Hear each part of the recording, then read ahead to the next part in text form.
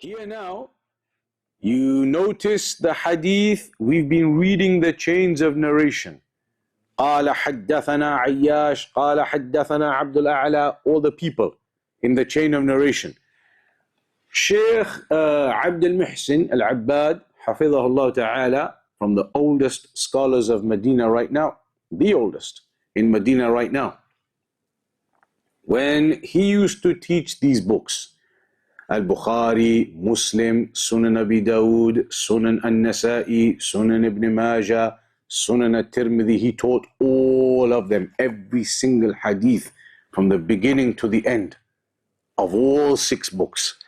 And when he used to teach, there used to be a person sitting down on the floor next to him, reading the hadith. He would read the hadith and the shaykh would just give the explanation. So here now, any hadith, the person there would read it. قال حدثنا عياش بن الوليد أخبرنا. He would read the full hadith and then finish, and now the shaykh will give the explanation. So when that person would read the hadith, he would say, حدثنا عياش بن الوليد قال أخبرنا عبد الأعلى قال حدثنا معمر عن الزهري عن سعيد عن أبي هريرة. There you have 1, 2, 3, 4, 5, 6 people. Ayyash, Abdul A'la, Ma'mar, Al-Zuhri, Sa'id, Abu Huraira. 6 people in that chain of narration. When the reader would read that part, as Sheikh Abdul Muhsin al-Abbad, from his memory, he would give a little biography of all of them. So the reader would say, حدثنا عياش بن الوليد. The Shaykh would say, yes, he is a trustworthy narrator. For example, أخبرنا عبد الأعلى. Yes, he is such and such. He would give the ruling about him. حدثنا معمر. Yes, Ma'mar, his full name is XYZ. حدثنا زهري. Yes, الزهري, he is his full name. He would give you details about all of them from his memory. And every night we would do maybe 20 hadith.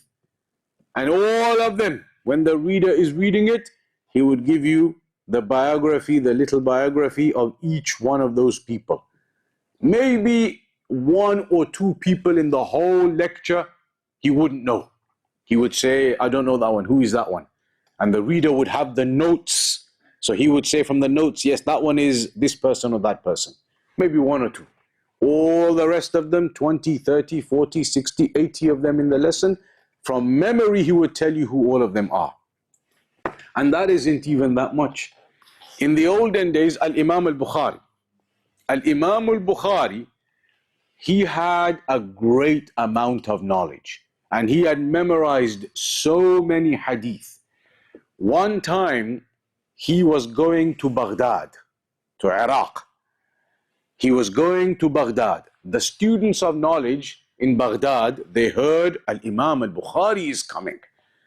So the students there, they made a plan. They made a plan. They said, we are going to test Al-Imam al-Bukhari, because Al-Imam al-Bukhari, everybody knew about him in those days as well. Famous Al-Imam al-Bukhari. They said, Al-Imam al-Bukhari, he's coming. We will test him to see if his memory is really good or not. So the plan that they made was, there were 10 of them, 10 students. Each one memorized 10 hadith with the wrong people on purpose. So this one is حدثنا عياش ibn al-Walid, Abd al-Ala, and then the hadith. They would say the hadith but with the wrong people, to see if Al-Imam al-Bukhari will find out or not. So the first person, he had 10 hadith, all of those 10 hadith, the wrong people with them. The next person, another 10 hadith, all with the wrong people, the wrong chain of narration, the wrong isnad. And altogether 10 people, so altogether 100 hadith. Right now, we only did like 25 hadith in these 3 days. 100 hadith, all of them with the wrong chains of narration, the wrong isnad, the wrong people.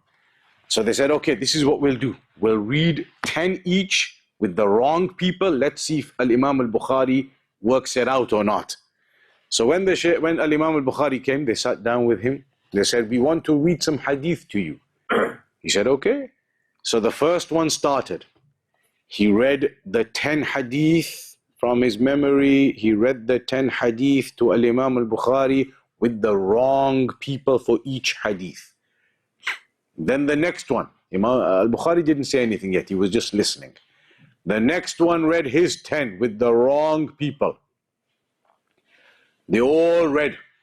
So al-Imam al-Bukhari was listening to all of them. The next one, the next one, the next one. He listened to 100 hadith. Then he said to the first person, he said, you told me those 10 hadith. The first one that you told me was, and he told him the hadith, and you said that the people, the chain of narration, was Ayyash, Ma'mar, Zuhri. That's what you said. But that's wrong. It's supposed to be, and he gave him the right one. And that, they had it there. Yes, that's the right one. He said, okay, the second hadith that you told me, you said it was this person, that person, this person. That's wrong. The second hadith is supposed to be, and he gave all the right people. The third hadith you told me, you said it was Zuhri, Ma'mar, whichever people. That's wrong. It's supposed to be, and he gave him the right ones. And he corrected all 10. Then he went to the second one. He said, the first hadith you told me, you said it was this person, this person, this person, haddathana, haddathana. That's wrong. It's supposed to be, and he gave him the right, and he fixed all 10. Next person, he fixed all of his 10, fixed all of his 10, fixed all of his 10, fixed all 100 from memory. From memory. But look, how did he remember the wrong ones? He said, you told me it was Ayyash, Ma'mar, Zuhri, but that's wrong. It's supposed to be something, something, something. He memorized their wrong ones and then went around, starting from the first one, correcting all of the wrong ones. 100 of them. They tried to mix up 100. Now, you could mix up maybe 5 hadith and test somebody and they maybe get confused. When we were in the University of Medina and they used to make us memorize the hadith with the people sometimes, and they used to make you memorize, where is the hadith from? Is this hadith in Sunan Abi Dawood? Is it in Muslim? Is it in Bukhari? You have to remember, where is the hadith? So they used to test you. So the student would sit down and the teacher says to him, okay, tell me the hadith. You have to say the hadith and then say, this hadith is in Bukhari. Then read the next one. This hadith is in Sunan Abi Dawood. Read the next one. This hadith is in Muslim. They used to test you. And sometimes the teacher, on purpose, what they used to do was, a student reads the hadith, like the one we just did. Raindrops will fall like the fitna falls. And the student says, and this hadith is in Bukhari. The teacher says, Bukhari? And it's Bukhari, we just read it. But the student says, Muslim. The teacher says, Bukhari. You were right. But they confused them on purpose. Bukhari? So then the student, maybe I got it wrong. No, Muslim. Then the teacher says, La, Bukhari. You were right first. So even one hadith, you make a mistake. Al-Imam al-Bukhari, 100. But 100 isn't even that much. How many did they used to memorize altogether? Al-Bukhari, Abu Dawood, for example. Sunan Abi Dawood. 600,000. It mentions. There is not 600,000 hadith, but chains of narration. These people, the isnad, memorize so many. Al-Imam al-Shafi'i, when he was a child, when he was young, and the other kids, they used to come and say to Al-Imam al-Shafi'i when he was young, 7, 8, 9 years old or something, let's go out and play. Let's go outside and let's play. They say Al-Imam al-Shafi'i used to start crying. The kids are saying to him, let's go play. And he would start crying. Why? He would say, please, please, I need to do my work. Leave me alone, I need to study. I need to memorize my hadith.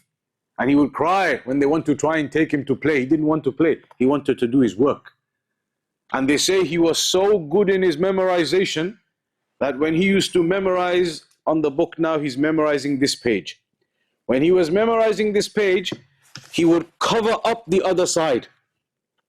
Why? So that, not distraction, sort of distraction, sort of, so that so then he will end up memorizing this page too. He doesn't want to memorize that one, that he doesn't need that one, he needs this one. So he covered this one up just to memorize this one, because if he doesn't cover it up, he will end up memorizing it all, no problem. This is how they were. This is how knowledge is.